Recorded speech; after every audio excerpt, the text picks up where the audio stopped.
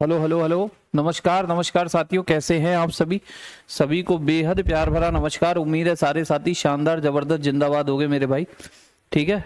हाँ, सुनील कुमार जी जहां तक है, उमेश साहू, रुख सर, रविराज, आर के भाई, अनलकी बॉय, दीपा मौर्य, सभी को बेहद प्यार भरा नमस्कार। ये 5 आर्टिकल मैं आपको बता रहा था और मैंने आपको बता दिया था 268 में कौन लगाएगा? सर लगाएगा संघ।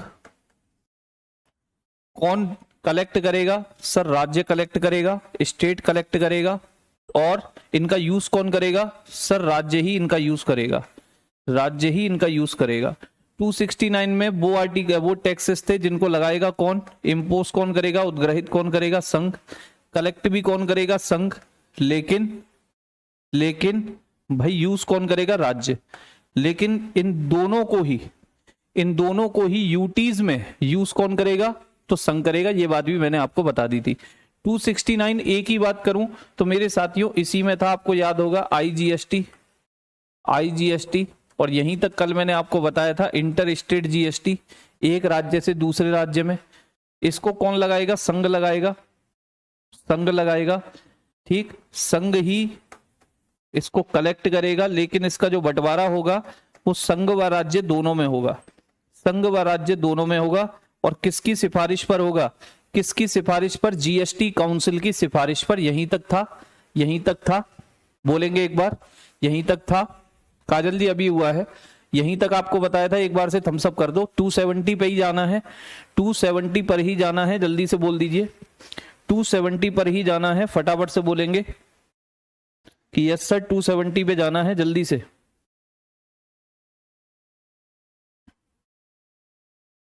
चलिए चलिए, अब 270 बच्चे बिल्कुल छोटा सा है। मैं इसमें थ्योरी लिखाने में समय बर्बाद नहीं करूंगा, क्योंकि थ्योरी व्योरी लिखना आप जानते हैं कैसे लिखी जाती है। ठीक, कैसे लिखी जाती है ये आपको पता है। तो मैं सीधा आपको ये बताता हूं कि आर्टिकल 270 की अगर मैं बात करूं तो ये किस पर काम करता है? तो देखिए, ये कहता है आर्टिकल 268, 269, 269 ए, 269 ए और 271 को छोड़कर, और 271 को छोड़कर, और 271 को छोड़कर आर्टिकल 269, 269 ए, 271 और 268 को छोड़कर, यानी इसके अलावा 270 के अलावा जो चारों आर्टिकल हैं, 270 के अलावा जो चारों आर्टिकल हैं, 68, 69, 69 ए और 71, इनको छोड़कर, इन पर लागू नहीं है ये।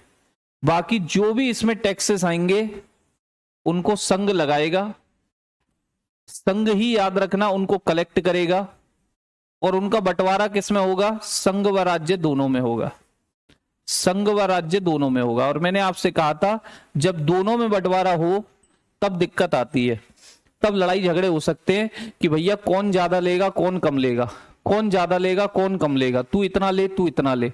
ठीक, तो मेरे बाबू लोगों, यहां बंटवारा कौन करेगा? संघ और राज्य में। आप अगर कहें जीएसटी काउंसिल करेगी तो गलत। जीएसटी काउंसिल तो बच्चे 269 ए में करती थी, और यहां क्लियर मेंशन मैंने किया है कि 268, 269 या 269 ए और 271, इनमें जो भी टैक्स आते हैं उनको छोड़ दो, उनको छोड़ दो। ये चारों आर्टिकल जो है 68, 69, 69 ए और 271 वाला, इन चारों को छोड़कर जो भी आपके आर्टिकल हो, जो भी आपके टैक्सेस हो, उनकी बातें यहां पर है। और उनमें संघ राज्य में बंटवारा कौन करेगा? तो बात मैं यहां पर लिख रहा हूं, एक पॉइंट इसे याद कर लेना, इसे याद कर लेना। आर्टिकल 270, आर्टिकल 270, ऐसे टैक्सों का बंटवारा, ऐसे टैक्सों का बंटवारा, क्योंकि लगाएगा तो संघ, इकट्ठा भी संघ करेगा, लेकिन बंटवारे की दिक्कत है। ऐसे टैक्स का बंटवारा, बंटवारा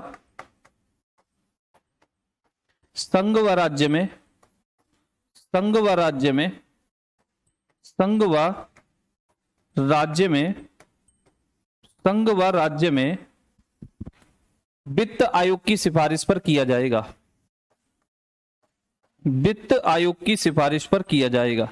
याद रखना 269 ए आईजीएसटी का बंटवारा होता था किसकी सिफारिश पर? जीएसटी काउंसिल की। लेकिन जो 270 आर्टिकल है वो साफ कहता है कि भैया 68, 69, 69A और 271 को छोड़ दो, बाकी जितने भी आपके टैक्सेस होंगे इन 4 आर्टिकलों को छोड़ के उन पर सिफारिश किसकी चलेगी?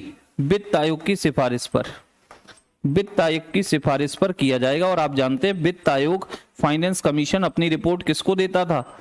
फाइनेंस कमीशन अपनी रिपोर्ट किसको देता था? सर अपनी रिपोर्ट देता था प्रेसिडेंट यानी कि राष्ट्रपति को। किसको देता था अपनी रिपोर्ट? किसको देता था? राष्ट्रपति, राष्ट्रपति को अपनी रिपोर्ट देता था, याद रखना। किसको देता था अपनी रिपोर्ट? राष्ट्रपति को। तो यह है 270 आर्टिकल की बात। अब बच रहा है 271, इसे भी खत्म कर दो फटाफट, फटाफट से खत्म कर दो। यहां पर अगर मैं आपसे बात करूं तो 271 को लगाएगा कौन? लगाएगा कौन? संघ ही लगाएगा, संघ ही लगाएगा, संघ ही कलेक्ट करेगा और संघ ही, याद रखना, इसका उपभोग करेगा। ठीक, यानी ऐसे टैक्स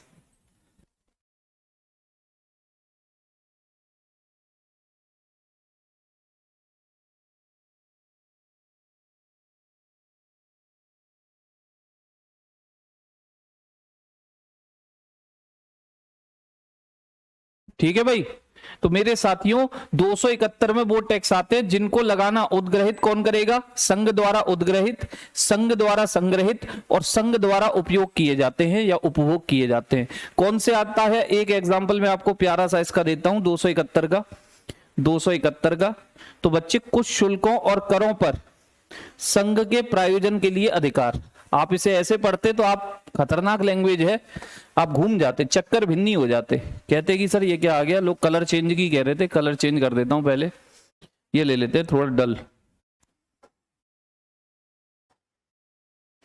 ठीक, तो मैंने कहा, अरे भाई क्या कह रहा है, हट जा।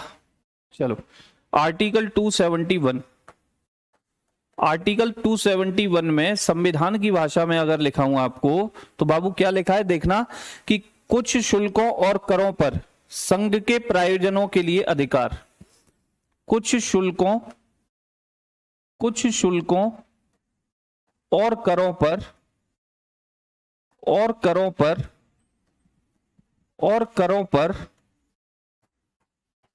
संघ के प्रायोजनों के लिए, संघ के प्रायोजनों के लिए, संघ के प्रायोजनों के लिए अधिकार। संघ के प्रायोजनों के लिए, संघ के प्रायोजनों के लिए अधिकार। ठीक है भाई, संघ के प्रायोजनों के लिए अधिकार, ये बात यहां पर लिखी हुई है, ये बात यहां पर लिखी हुई है। इंग्लिश में भी लिख लेना बच्चे इसको, कि भाई surcharge on certain duties and taxes for purpose of the union. Surcharge, surcharge on certain duties, on certain duties,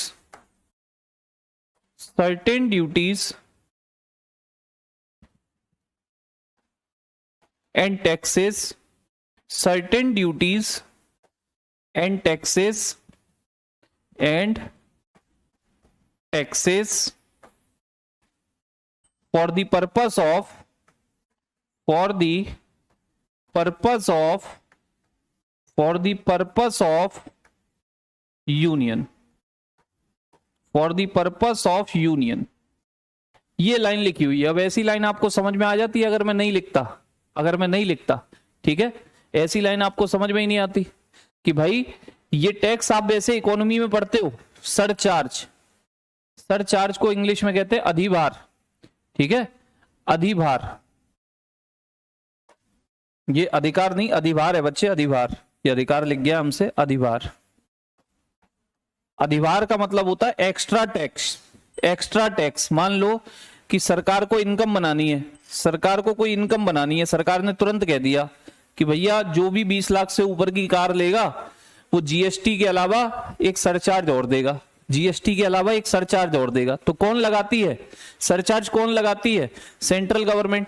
ठीक, लगाया सेंट्रल गवर्नमेंट ने, कलेक्ट भी कौन करती है? Central government. ठीक, और यूज भी कौन करती है? Central government. जब उसे अपनी एक्स्ट्रा इनकम बनानी है तुरंत कर देती है। शरीफ भाई, परियोजनाओं का मतलब क्या होता है? परियोजना यानी कि प्रोजेक्ट। जैसे मुझे कहीं पे रोड साइड प्रोजेक्ट बनाना है तो परियोजना होती है, परियोजना होती है। अब एक पॉइंट यहां पर खास लिखना, एक पॉइंट और है बच्चे, यहां पर एक खास पॉइंट मिलेगा आपको, आर्टिकल 270, आर्टिकल 270, आर्टिकल 270। आर्टिकल 270 में आता था बच्चे सेस, इसके लिए भी लिख लेना सेस। कभी आपसे सेस पूछे, सेस यानी कि उपकर, उपकर। आर्टिकल 270 में आता है सेस, उपकर, उपकर। ठीक, सेस क्या होता है? तो किसी विशेष उद्देश्य के लिए लगाया जाता है, किसी विशेष उद्देश्य के लिए लिया जाता है, जबकि अधिभार का कोई विशेष उद्देश्य नहीं होता। ये किसी विशेष उद्देश्य के लिए, विशेष उद्देश्य के लिए लगाया जाता है। यहां मैं वापस क्यों लिख रहा हूं आपके लिए सेस? क्योंकि एक प्रश्न आता है, एक प्रश्न आता है कि भैया अधिभार और सेस, सरचार्ज और सेस किसकी संचित निधि का भाग होते हैं? तो ये बात आप लिख लेना, ये बात आप याद करके लिख लेना, कहीं पे नोट डाल के, कहीं पे नोट डाल के इस बात को लिख लेना कि जो सरचार्ज होता है या जो सेस होता है वो किसकी संचित निधि का भाग होता है? तो मेरे साथियों, सरचार्ज, सरचार्ज जिसे आप अधिभार कहते हैं, अधिभार किसी निश्चित उद्देश्य के लिए नहीं लिया जाता, ये तो बस सरकार अपनी इनकम बढ़ाना चाह रही है इस वजह से लगा देती है। और सेस जो आर्टिकल 270 में होता है सेस, 71 में होता है सरचार्ज, ये दोनों, ये दोनों संघ की संचित निधि के भाग होते हैं, संघ की संचित निधि के भाग होते हैं, संघ की संचित निधि के भाग होते हैं। किसकी संचित निधि के भाग होते हैं मेरे बच्चे? संघ की संचित निधि के भाग होते हैं। किसकी संचित निधि के भाग होते हैं? संघ की संचित निधि के भाग होते हैं। ये बात याद रखना, कभी भी आपसे पूछे कि अधिभार और उपकर किसकी संचित निधि का भाग है, तो बाबू संघ की। रानी कुमारी राधे राधे, कैसे हैं? ठीक है, क्लियर है भाई? बोले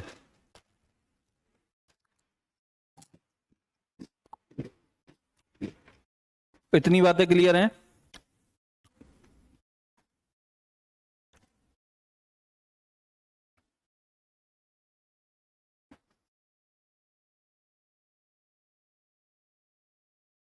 क्लियर? चलिए, अब कुछ एक खास आर्टिकल बचे हैं जो आपको मुझे बताने हैं। सारे अब लाइन से नहीं चलने, कुछ एक खास बचे हैं, फटाफट से उन्हें नोट डाउन कर लेना, फटाफट से। और आपका ये केंद्र राज्य संबंधों को अब हम पूरा करने की ओर चल पड़े हैं। आर्टिकल 275 लिखिएगा, 275 खास खास अब हम पकड़ेंगे बीच बीच में से। ठीक, जो खास है, जो बिल्कुल खास नहीं है उनकी बात नहीं करनी। 275 क्या कहता है तो देखिए, 275 कहता है कि कुछ राज्यों को संघ से अनुदान, grant from union to certain state, कुछ राज्यों को, कुछ राज्यों को, कुछ राज्यों को संघ से अनुदान। और अनुदान में आपको बता चुका हूं, अनुदान जो चीज आपने दान कर दी वो वापस नहीं आती, वो तो चली गई, आपने खुद से दान की है, अपनी मर्जी से दान की है, जो दान कर दिया सो कर दिया। Grants, grants from union, from union, from union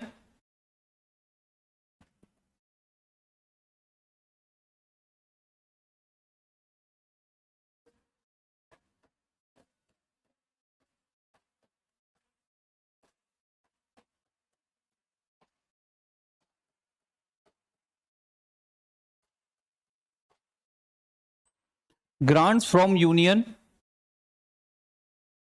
to states, to states, grants from union to state. ठीक है मेरे साथियों, इसमें लिखा क्या हुआ है तो सिंपल सी लाइन आप लिख लेंगे, सिंपल सी एक लाइन आप लिखेंगे कि मेरे साथियों जो अनुदान होते हैं, अब मान लो किसी राज्य में भूकंप आया था, बाढ़ आई थी, उससे तबाही वगैरह हो गई, अब संघ की सहायता चाहिए तो संघ क्या करता है, बजट में जब बजट आता है तो उस राज्य के लिए अनुदान राशि लाता है। तो संसद उस बजट को जब पास करती है तो उस अनुदान राशि पर भी मोहर लगा देती है, ठीक है भैया इस राज्य को इतने रुपए जाने दो, इसके यहाँ पे डेवलपमेंट होना है, बाढ़ आई थी, भूकंप आया था, तबाही मच गई थी, प्राकृतिक आपदा आई थी, इस वजह से। तो सिंपल सी एक लाइन आप जोड़ेंगे कि प्रत्येक वर्ष वह राशि जो भारत की संचित निधि पर भारित होगी, प्रत्येक वर्ष वह राशि जो भारत की संचित निधि, क्योंकि बजट में पैसा कहां से मिलता है, बजट में पैसा कहां से मिलता है, खजाने से ही तो मिलता है। जी हां सर, तो संचित निधि से ही तो मिलेगा भाई। संघ राज्यों को सहायता दे रहा है, अनुदान दे रहा है, तो कहां से निकाल के देगा, अपने खजाने से। और खजाने की चाबी किस पे होती है, संसद पे। खजाने की चाबी किस पे होती है बता रखा है आपको, सर संसद पे होती है। तो प्रत्येक वर्ष वह राशि जो भारत की संचित निधि पर भारित होगी, जिसे संसद विधि द्वारा सहायता अनुदान के लिए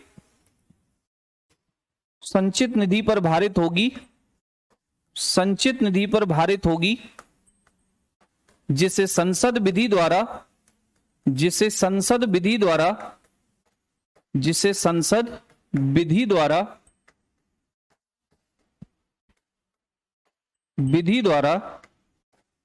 राज्यों को सौंपने का प्रावधान करेगी, राज्यों को सौंपने का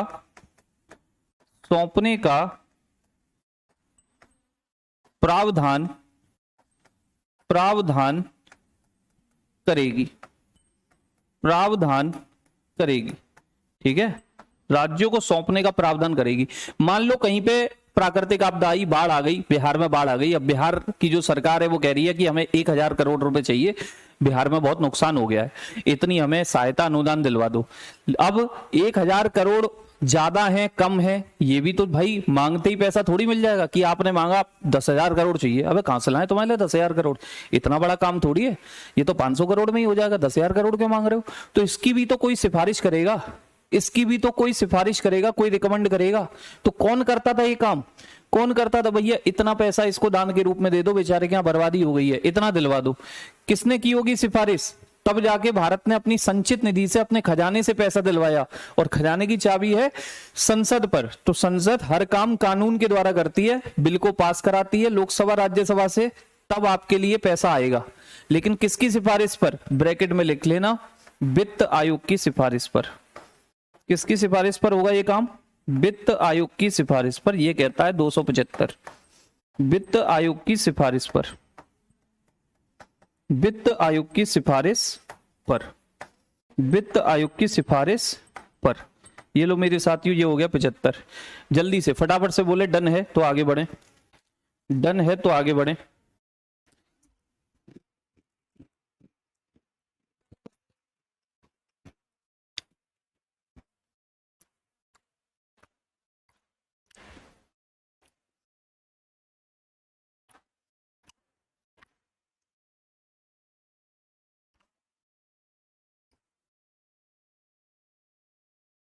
ठीक, चलिए अब बात करते हैं आगे 279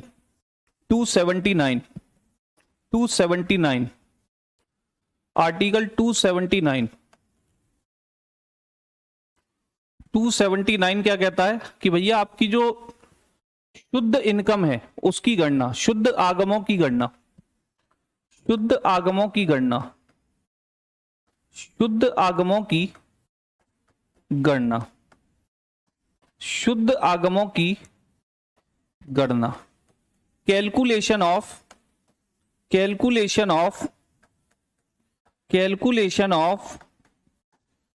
नेट प्रोसीड्स बोले तो इनकम भी आप लिख सकते हैं। और नेट इनकम आपको पता करनी है कि हमें इस काम से कितना पैसा मिला, हमें इस काम से कितना पैसा मिला। तो मान लीजिए एक प्यारा सा एग्जांपल देता हूं आपको, आपने कोई भी काम किया, उसमें 1 लाख रुपए आपके खर्च हो गए, 1 लाख रुपए आपको मिले। ये मान के चलो आपने किसी काम में 1 लाख रुपए आपको मिले, पता चला कि आपने 40,000 खर्च भी हो गए थे, 40,000 खर्च भी हो गए थे। 1 लाख कमाने में कितने खर्च हो गए? 40,000। तो नेट इनकम आपकी कितनी बची सर? 60,000 बची। 1 लाख कमाने में किसी व्यक्ति के 40,000 खर्च हो गए, तो नेट इनकम कितनी बची सर? 60,000 बची। बची कि नहीं बची? जी हां। तो सिंपल सा फंडा है, कर या अन्य आयों की प्राप्ति में हुए खर्चों को हटाने के बाद, कर या अन्य आयों की प्राप्ति में हुए, कर या अन्य आयों की, जितनी भी आपकी इनकम बनी है, आयों की प्राप्ति में हुए खर्चों को हटाने के बाद, प्राप्ति में हुए खर्चों को हटाने के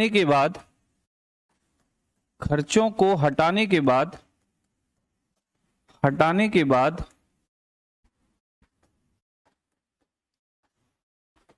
प्राप्त शुद्ध इनकम, शुद्ध आगम।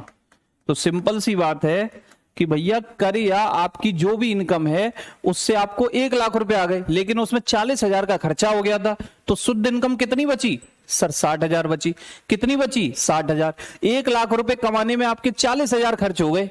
1 लाख रुपए कमाने में कोई आपने काम खोला और 1 लाख रुपए आ गए, उससे 40,000 खर्च भी हो गए, तो कितने कमाए आपने? 60,000। ठीक। और इसकी गणना कौन करता है? ये कैलकुलेशन करता कौन है? ये कैलकुलेशन किसके द्वारा होगी? तो लिख लीजिएगा मेरे बच्चे, ये काम होता किसके द्वारा है? बाय CAG, कैग के द्वारा। इस गणना को करता कौन है? क्योंकि सबसे बड़ा लेखा अधिकारी कौन है भाई? आपके अकाउंट्स। जब तक आपके खाते चेक नहीं होंगे, जब तक आपके अकाउंट चेक नहीं होंगे कि कितना पैसा गया था, कितना पैसा आया है, तभी तो पता चलेगा कितना कमाया। कि गया 40,000, आया 1 लाख, यानी शुद्ध प्रॉफिट है आपका 60,000 का। गया 40,000, आया 1 लाख, शुद्ध इनकम बनी 60,000 की। ये खाते चेक करने वाला अधिकारी करेगा CAG, comptroller and auditor general of India,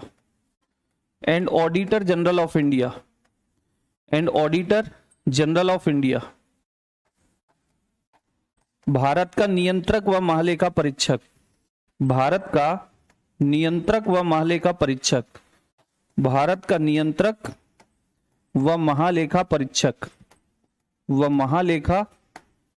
महालेखा परीक्षक।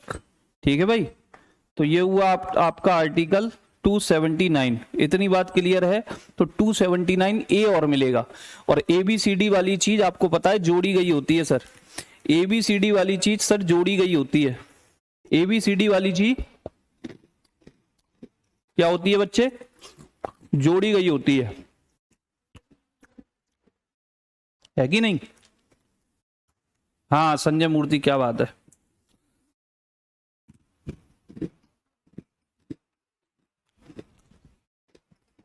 चले आगे।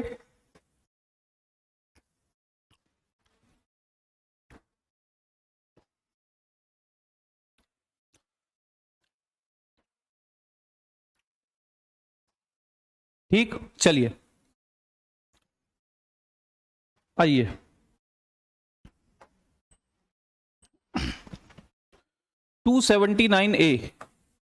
आर्टिकल 279A जो आपको खास याद करना है। और ABCD वाली चीज आपको पता है जोड़ी गई होती है, ये भी तब से ही जोड़ा था। 101 वह संविधान संशोधन कॉन्स्टिट्यूशनल अमेंडमेंट 2016 GST वाला 2016 से जोड़ा, 2016 से जोड़ा। ठीक। और इसमें लिखा क्या है? इसमें ही लिखा है बच्चे GST काउंसिल। GST काउंसिल बोले तो GST परिषद का यही आर्टिकल है। GST परिषद, GST परिषद का यही आर्टिकल होता है, GST परिषद। अब इसमें एक आध पॉइंट की अगर मैं बात करूं तो यहां एक पॉइंट आता है आर्टिकल 279A का क्लॉज 1। ये क्या कहता है कि प्रेसिडेंट, राष्ट्रपति इस कानून के लागू होने के 60 दिन के भीतर, इस कानून के लागू होने के 60 दिन के भीतर, लागू होने के 60 दिन के भीतर, 60 दिन के भीतर, 60 दिन के भीतर किसका गठन करेंगे? 60 दिन के भीतर एक जीएसटी काउंसिल का गठन करेंगे, एक जीएसटी काउंसिल का, जीएसटी परिषद का गठन करेंगे, जीएसटी परिषद का गठन, जीएसटी परिषद का गठन करेंगे। किसका गठन करेंगे? जीएसटी परिषद का गठन करेंगे। किसका गठन करेंगे मेरे बच्चे? जीएसटी परिषद का गठन करेंगे, याद रखना। ठीक, कितने दिनों के भीतर? क्या लिखा था? 60 दिनों के भीतर, 60 दिनों के भीतर ये कहता है। अब बच्चे जीएसटी वाला ये जो अमेंडमेंट था, ये लागू कब से हुआ था? ये लागू कब से हुआ था? तो ये लागू हो गया था 1 जुलाई 2017 से, आपने पढ़ा होगा 1 जुलाई 2017 से। यानी इसके 60 दिनों के भीतर जीएसटी काउंसिल बनाई जाएगी, और पहले ही बन गई थी जो कि, ठीक। इसका एक 2 पॉइंट है, एक 2 पॉइंट भी है, 279A का क्लॉज 2। ये क्या कहता है? ये कहता है भैया इसमें सदस्य की बात, सदस्य, और इसमें जो सदस्य संख्या है वो कितने हैं? सदस्य 33 है वर्तमान में। वर्तमान में कितने हैं? 33। वर्तमान में कितने हैं? 33। और इन 33 में से एक होता है अध्यक्ष, इन 33 में से एक होता है अध्यक्ष। और जीएसटी काउंसिल का अध्यक्ष कौन होता है? वित्त मंत्री। कौन होता है? वित्त मंत्री होता है। कौन होता है? वित्त मंत्री होता है। फाइनेंस मिनिस्टर होता है। ठीक, जो भी संघ का फाइनेंस मिनिस्टर होगा, जैसे वर्तमान में निर्मला सीतारमण, तो निर्मला सीतारमण इसकी क्या होंगी? अध्यक्ष होंगी, याद रखना। अध्यक्ष होंगी मेरे बच्चे, याद रखना। ठीक है, अध्यक्ष होंगी। इसके बाद एक प्रश्न आपसे खास पूछ लिया जाता है कि जीएसटी परिषद की बैठक के लिए गणपूर्ति कितनी होनी चाहिए? जीएसटी परिषद की बैठक के लिए गणपूर्ति कितनी होनी चाहिए? इसे मैं अगली स्लाइड पे दिखाता हूं। जीएसटी परिषद, जीएसटी काउंसिल, काउंसिल यानी कि परिषद, बात एक ही है, हिंदी इंग्लिश जैसे चाहो लिख लो। इसकी गणपूर्ति, गणपूर्ति को कहते हैं बच्चे कोरम। गणपूर्ति को इंग्लिश में बोला जाता है कोरम।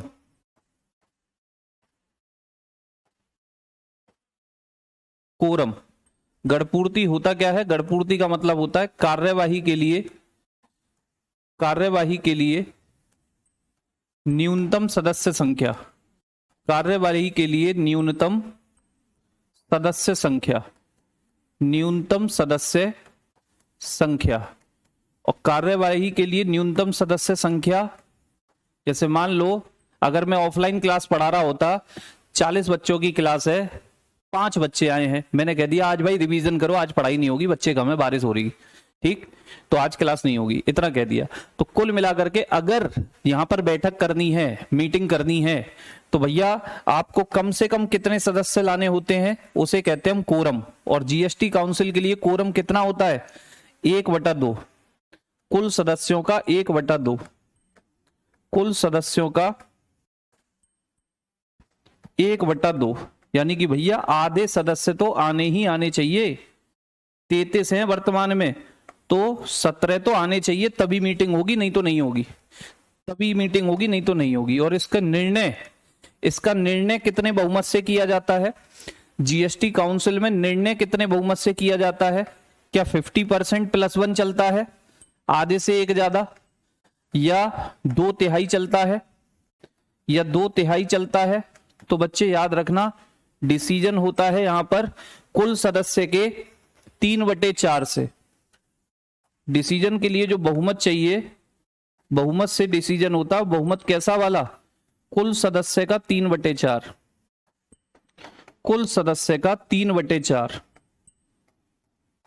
कुल सदस्य का 3/4, इतना बहुमत होना चाहिए, तभी वो डिसीजन माना जाएगा, तभी वो डिसीजन माना जाएगा। मान लो कि 20 लोग आए, 20 लोग आए तो 20 का कम से कम 3/4 यानी 4 पंजे 20 पांतिया 15। अगर 20 लोग मीटिंग में आए हैं और 15 लोग कह रहे हैं यस, तब माना जाएगा। ठीक, अगर मान लो 25 लोग मीटिंग में आए हैं, 3/4, 4 से काटा 6, 6 तिया 18, 1 19, तो 19 लोग हाँ कहें तब माना जाएगा। 19 लोग हाँ कहें तब माना जाएगा, यानी कि जितने भी लोग मेंबर मौजूद हैं उसका 3/4 यहां पर आपको बहुमत मिलेगा, तभी वो डिसीजन वैलिड होगा, नहीं तो नहीं होगा। और याद रखना, इसके डिसीजन के विरुद्ध, इसने जो भी डिसीजन दिया है, डिसीजन के विरुद्ध किसी कोर्ट में अपील नहीं हो सकती। निर्णय के विरुद्ध, इसके निर्णय के विरुद्ध, इसके निर्णय के विरुद्ध, निर्णय के विरुद्ध किसी कोर्ट में अपील नहीं की जा सकती। विरुद्ध किसी कोर्ट में, किसी कोर्ट में अपील नहीं की जा सकती। अपील, अपील नहीं की जा सकती, अपील नहीं की जा सकती। ठीक है भाई, तो ये बात आप याद रखना, ये बात आप याद रखिएगा। इसके निर्णयों के विरुद्ध किसी भी कोर्ट में क्या नहीं की जा सकती, अपील नहीं की जा सकती, ये बात आप याद रखेंगे। ठीक है, ये है जीएसटी काउंसिल की बात। और जीएसटी स्लैब आप जानते होंगे, इकोनॉमी में आपने पढ़ा होगा, मैं तो बस यहां पे मेंशन कर दे रहा हूं। जीएसटी स्लैब यानी कि दरें, क्योंकि मैं आपको इकोनॉमी नहीं पढ़ा रहा हूं, मैं आपको पॉलिटी पढ़ा रहा हूं। दरें कितनी होती हैं, तो भैया 5 दरें होती हैं। कौन कौन सी, तो एक होती है 0%, 5%, 12%, 18% और 28%। 0, 5, 12, 18, 28, 0, 5, 12, 18, 28 ये इसकी स्लैब होती है। जीएसटी पॉपकॉर्न पर भी लगा दी सर। हाँ बच्चे, ये तो सरकार है, कुछ भी कर सकती है। निर्मला सीतारमण जी हैं, कुछ भी मुमकिन है। ठीक है, तो 279 एक ही बात थी, क्लियर। चलिए अब बच्चे 292 और 293, 292 और 293 एक से हैं। 292 कहता है भारत सरकार द्वारा उधार लेना, 292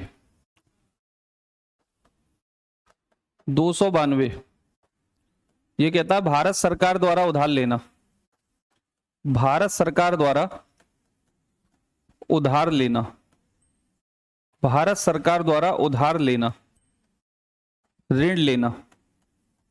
और 293 कहता है राज्य सरकार द्वारा ऋण लेना। 293 कहता है राज्य सरकार द्वारा, राज्य सरकार द्वारा ऋण लेना, राज्य सरकार द्वारा ऋण लेना। आप सोच के देखो, ऋण माने लोन होता है, ऋण माने लोन, और लोन आपको चुकाना पड़ता है। लेकिन बच्चे लोन लेने से पहले क्या फ्री फंड में आपको लोन दे देगी? जैसे मान लो आपको लोन चाहिए, आप किसी भी बैंक में गए, आपने कहा भाई मुझे लोन चाहिए 10 लाख, एवं ही दे देगी? बदले में कुछ तो जमा करेगी, कुछ तो जमा करेगी। कहेगी घर मकान के कागज ले आओ, कहेगी जमीन के कागज ले आओ, ठीक है, या फिर आपकी खुद की जो वैल्यू है, आपका स्टेटमेंट देखेगी, अकाउंट का लेन देन ठीक ठाक है तो थोड़ा बहुत दे दे। लेकिन बड़ा लोन अगर लोगे तो आपसे घर मकान के कागज मांगती है। वो घर मकान के कागज क्या है? या सोना मांगती है, सोना रखते हैं बदले में पैसा मिलता है, वो आपकी सिक्योरिटी है, वो आपकी क्या है? सिक्योरिटी यानी प्रतिभूतियां। तो बच्चे सरकार के पास क्या प्रतिभूति है? सरकारों के पास क्या है? उसका खजाना। सरकारों के पास क्या है? उसका खजाना। सरकारों के पास कौन सी लेन देन के लिए, लोन लेने के लिए सिक्योरिटी है? उसका खजाना। खजाना यानी कि संचित निधि। खजाना बोले तो संचित निधि। बात क्लियर है?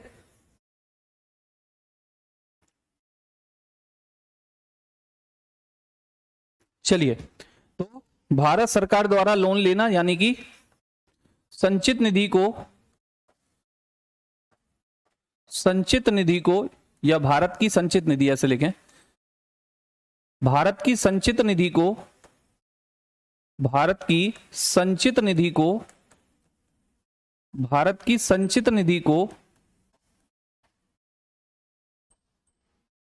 सिक्योरिटी बनाकर, सिक्योरिटी का मतलब होता है प्रतिभूति, प्रतिभूति बनाकर प्रतिभूति बनाकर प्रतिभूति बनाकर भारत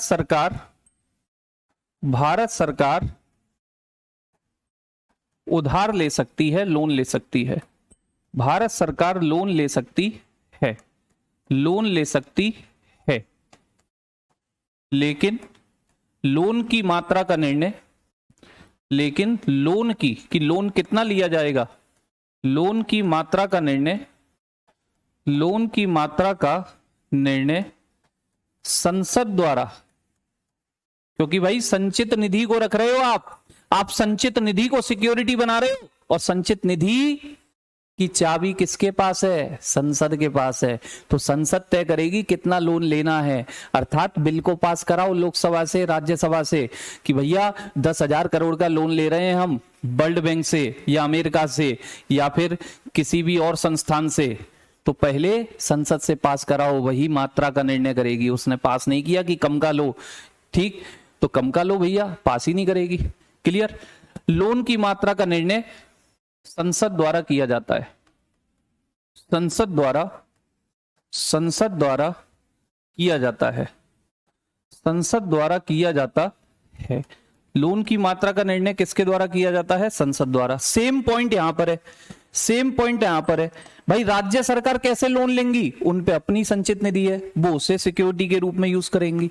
ठीक, राज्य की संचित निधि को, राज्य की संचित निधि को, संचित निधि को, राज्य की संचित निधि को प्रतिभूति, प्रतिभूति यानी कि सिक्योरिटी बनाकर, सिक्योरिटी बनाकर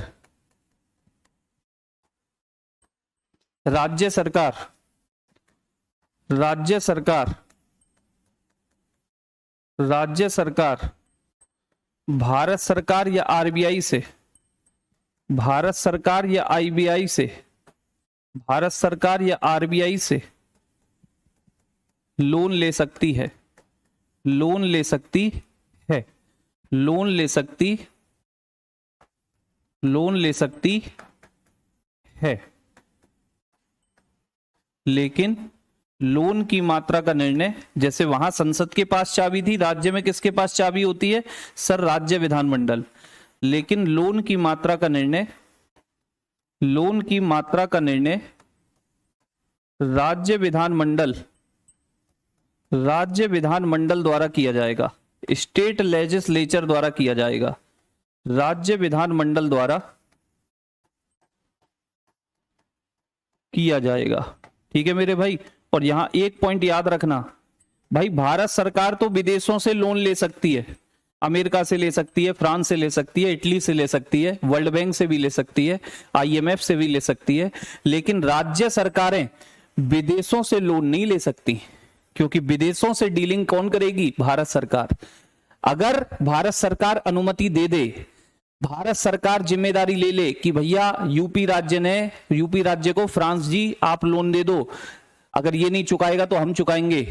ठीक है, जैसे पापा कहते हैं ना, लोन मांग रहा है ये, दे दो भाई साहब दे दो, अगर ये नहीं देगा नालायक तो मैं दे दूंगा। ऐसे ही राज्य सरकार विदेशों से लोन नहीं ले सकती, कब तक, बिना भारत सरकार की अनुमति के। याद रखना, राज्य सरकार, राज्य सरकार भारत सरकार की अनुमति के बिना, भारत सरकार की अनुमति के बिना, भारत सरकार की अनुमति या जिम्मेदारी के बिना, क्योंकि भैया फिर भारत सरकार जिम्मेदारी लेगी कि फ्रांस अगर यूपी ने आपका लोन नहीं चुकाया तो हम चुकाएंगे। अनुमति के बिना विदेशों से लोन नहीं ले सकती, विदेशों से लोन नहीं ले सकती, नहीं ले सकती। ठीक है भाई, पापा को जिम्मेदारी लेनी पड़ेगी बेटे की कि ये नहीं देगा तो मैं दूंगा, ये नहीं देगा तो मैं दूंगा। तो भारत सरकार को जिम्मेदारी लेनी पड़ेगी कि ये नहीं देगा तो मैं दूंगा। ठीक है आयुष पांडे, अच्छा ये हमें नहीं पता, ये हमें नहीं पता था बच्चे, धन्यवाद। वैसे एक बात कहूं, ज्यादा तो नहीं बोलूंगा, लेकिन ऐसी पॉलिटी शायद से वो भी नहीं पढ़ा पाते, आयुष पांडे जी।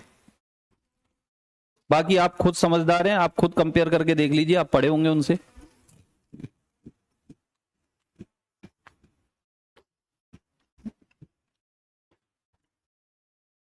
चलिए, एक लास्ट पॉइंट बचा है, सेंटर स्टेट रिलेशन खत्म, कलम लगाएंगे मोक।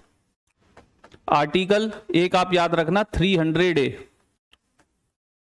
और ABCD मतलब जोड़ा गया होगा, तो कब से जोड़ा? 44वें संविधान संशोधन 1978, 44वें संविधान संशोधन 1978 से जोड़ा, 1978 से जोड़ा, 44वें संविधान संशोधन 1978 से जोड़ा, और आपने कहीं से उठा करके इसको यहां डाला था। कहां से उठा करके? कहां से उठा करके? तो एक था आर्टिकल 19 क्लॉज 1 का F पॉइंट, संपत्ति अर्जन करने की स्वतंत्रता।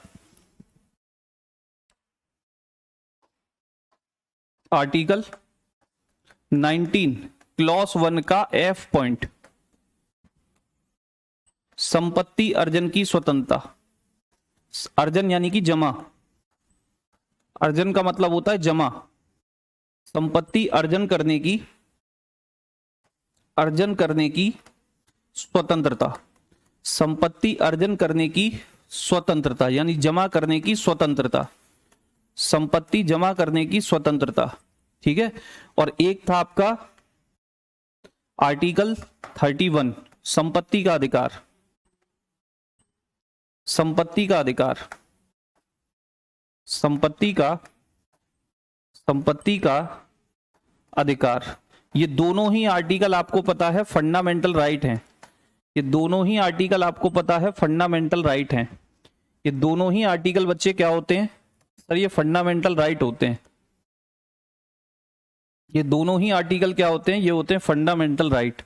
और बच्चे इनको समाप्त करके इन्हें 44वें संविधान संशोधन, 44वें संविधान संशोधन कॉन्स्टिट्यूशनल अमेंडमेंट 1978 से मौलिक अधिकारों से हटाकर, बाकी जब मौलिक अधिकार पढ़ाऊंगा तब और अच्छे से आपको बताऊंगा, जब आपको फंडामेंटल राइट्स पढ़ाऊंगा तब और बढ़िया तरीके से आपको बताऊंगा।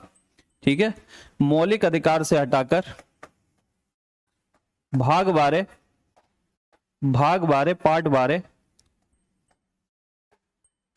पार्ट 12 आर्टिकल 300A में, आर्टिकल 300A में एक कानूनी अधिकार बना दिया। आर्टिकल 300A में क्या बना दिया? में एक कानूनी अधिकार, एक लीगल राइट बना दिया, एक कानूनी अधिकार बना दिया। ठीक है भैया, एक क्या बना दिया बच्चे? कानूनी अधिकार बना दिया। ठीक, बाकी जब फंडामेंटल राइट मौलिक अधिकार पढ़ोगे तब और अच्छे से इनको पढ़ोगे। तो मौलिक अधिकार इनको बना दिया, ये दोनों आर्टिकल खत्म हो गए फंडामेंटल राइट से। और इसमें लिखा क्या है? तो इसमें साफ बात लिखी है इस आर्टिकल के अंदर कि भैया विधि के प्राधिकार के बिना व्यक्तियों को संपत्ति से वंचित नहीं किया जाएगा। विधि के प्राधिकार के बिना, प्राधिकार माने अथॉरिटी, कानून की अथॉरिटी के बिना, प्राधिकार के बिना व्यक्तियों को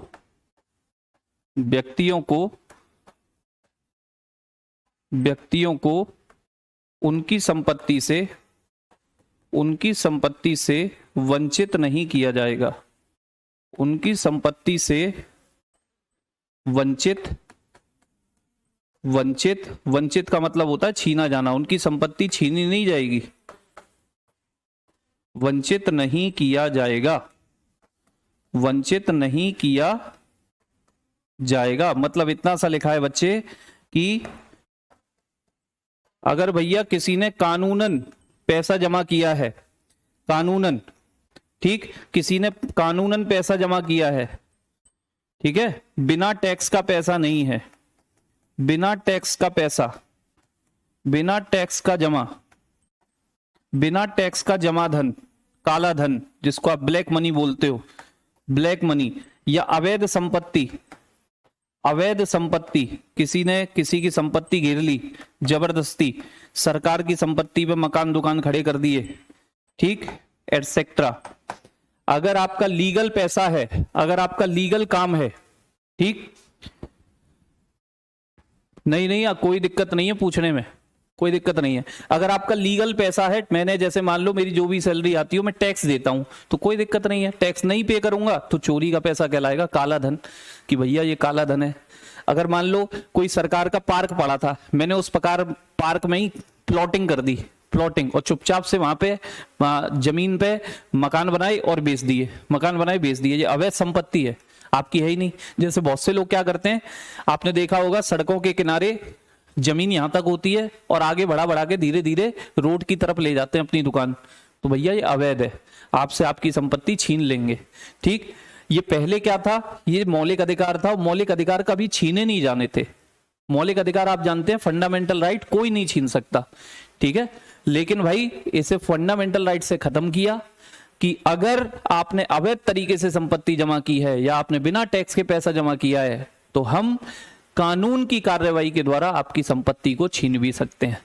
अगर हम कानून की कार्रवाई के द्वारा आपकी संपत्ति को छीन भी सकते हैं अगर आपने गलत तरीके से पैसा जमा किया है, जबकि ये फंडामेंटल राइट था पहले, इसे पहले छीना ही नहीं जा सकता था। क्लियर। एक भाई कह रहा है 292 दोबारा बता दो। 292 में बस साफ लिखा है भारत सरकार किसी से भी उधार ले सकती है, लेकिन उस पर रखने के लिए क्या है, तो बस उसका खजाना संचित निधि। ऐसी राज्य सरकार भी ले सकती है, उस पर रखने के लिए क्या है, उसकी संचित निधि।